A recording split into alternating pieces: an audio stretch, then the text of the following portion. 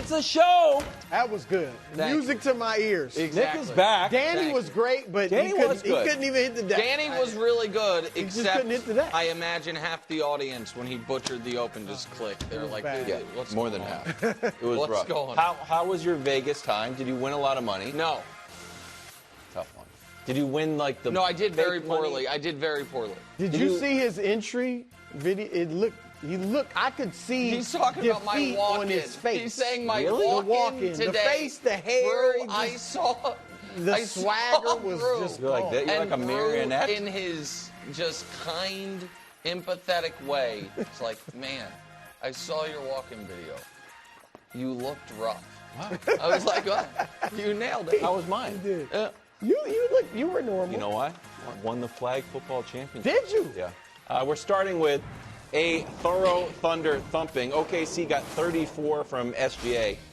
Controlled the game from start to finish. Solid takes there.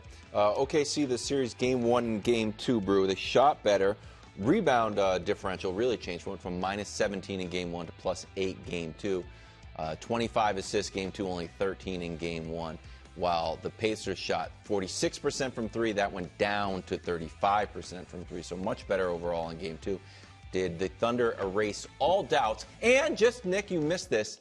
Brew started to get a little loosey-goosey with his Thunder pick. I watched the show. I don't change my pick. I'm not saying you changed That's it. the thing. Listen, but you were out I here. was watching. If I ever had listen, any thought of it, I just think back to Nick a few years my ago. God, I had COVID brain. I was doing the show from my house. I didn't even my wits about me. You guys can't ever let me get over it. My goodness. Let me first say this. You know how we say Ant is probably too immature to be the face of the league right now? Yeah.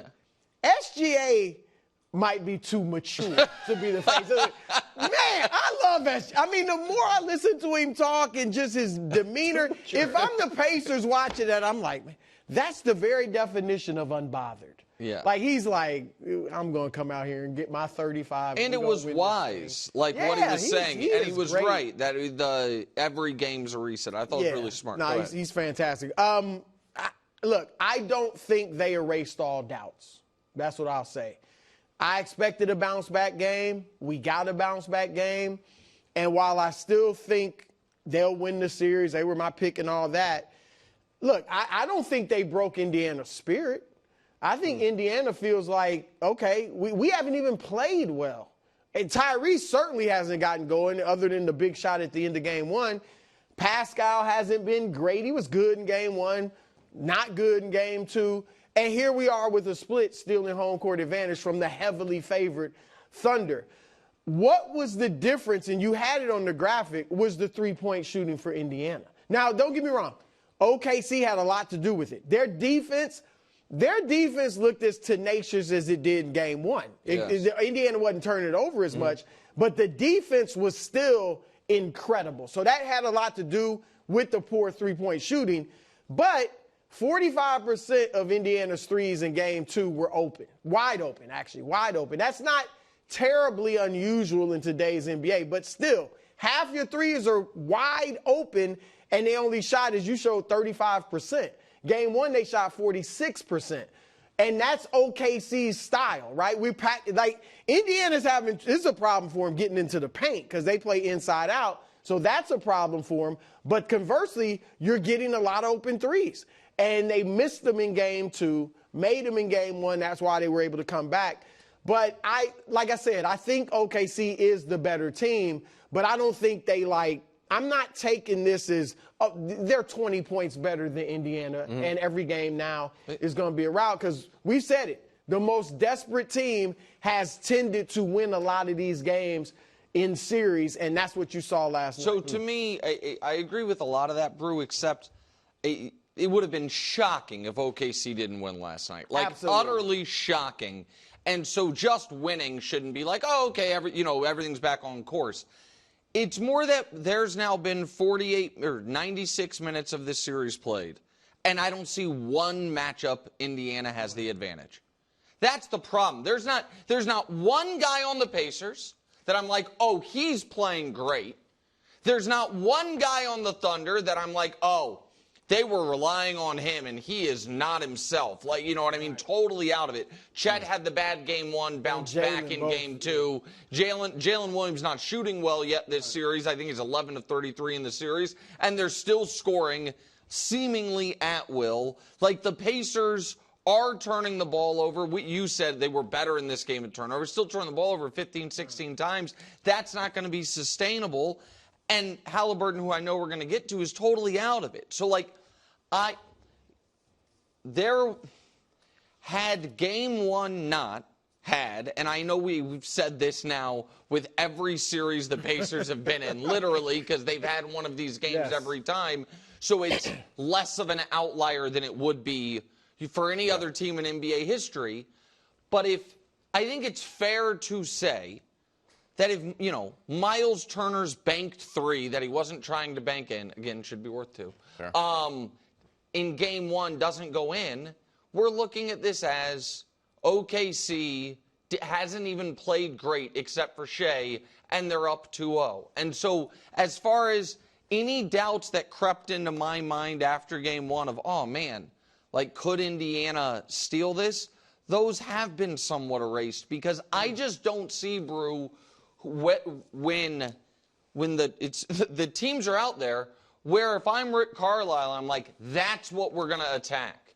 You know what I mean? Like, I just don't see where they have an edge. Sometimes in these other huge underdog spots, the 2018 Cavs was an obvious, what's the Cavs' path? I don't know. LeBron has to just be the best player again and again. Usually you have a guy. You have a guy. A Donovan Mitchell, a LeBron, somebody where, you know what? He's just going to beat you and score. By himself. And part of that is OKC's great defense. Yes. And when they went small, which we talked about last week, I didn't like them making that adjustment before the series even started. I thought it was so weird. It was totally bizarre. agree. But what it does is now when you add Case and Wallace, Shea, Dort, like there's no one guy you say, okay, that's the wing league. They did, hunt Chet a little bit in game one, had a little success, but he's 7'3". So even on jumpers, he can kind of recover, and obviously in the paint, he can maybe block your shot. So that's the benefit, and that's why Indiana doesn't have that one guy that, give it to Haliburton, give it to Siakam, and he's just going to beat you. So that's a challenge for them. But again, if I'm Indiana, I'm saying we haven't played well, and we got home court advantage. Well, two things. One, I got from not playing well. This is from Tim Reynolds at Yahoo. They've led for a total of, you want to take a guess? 0.3 of a second? No, because they led 1 minute and 54 seconds. They led for a couple minutes at the beginning in the first quarter. So 2% of the time. So this is from the easier said than done files, but this is how Denver won game 3 when they were 1-1 going back home. Jalen had 32, SGA had 18. Are you taking it off the board? It's like, hey, there's no kind of weak link here. Why don't we try to slow down or just sell out to stop SGA, make someone else beat us? Do you think that's an option? Yeah, particularly with Rick Carlisle. And I know he said, look, pencil in 34 points for him before they get on the plane. But still, that's Rick Carlisle, who has had success against LeBron and others, will try to come up with something. SGA, I don't expect him to get 30-plus every game this series. He may average 30. Mm-hmm. I don't think he's going to get 30-plus every game. You do have two really good perimeter defenders in Nesmith and Nembhard, and maybe you pack it in and pull a trick out of their book and give up some threes. And if they're not hot, that might work for you. But look, SGA, all but one of his shots, I believe, yesterday was in the paint or mid-range.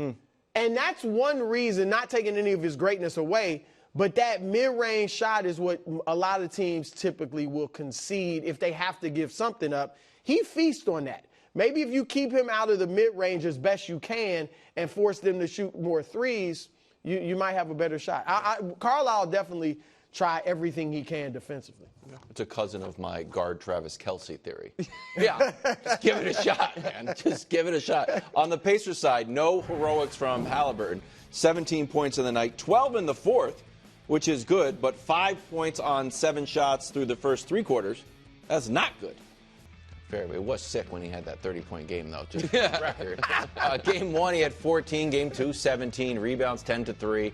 He's had 6 assists in each game. He's had 8 total turnovers, and he's 6 for 13. He's out of it, man.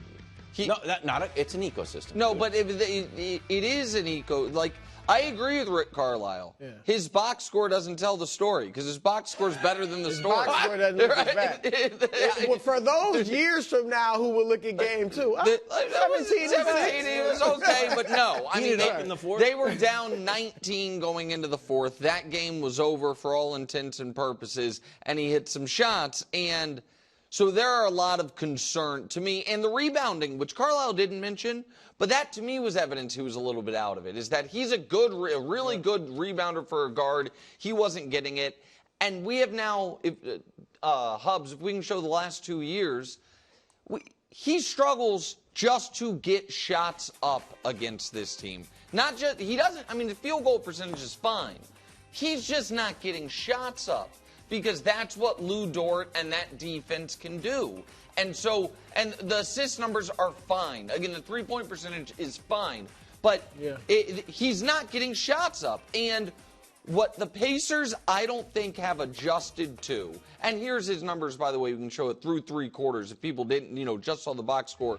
That's unacceptable. It's just unacceptable. And by the way, he wasn't very good through the first 3 quarters in game 1. Right. He was better than this, but wasn't very good. Here's the thing, Brew, that I don't think the Pacers have adjusted to, and I get why you wouldn't adjust after a game 1 win. Like, hey, let's do it again. A mediocre shot is often the best one you're going to get against this defense. That's interesting. You can't go good shot, great shot against the 2025 Oklahoma City Thunder. Sometimes you got to go bad shot, okay shot, take that shot. Yeah.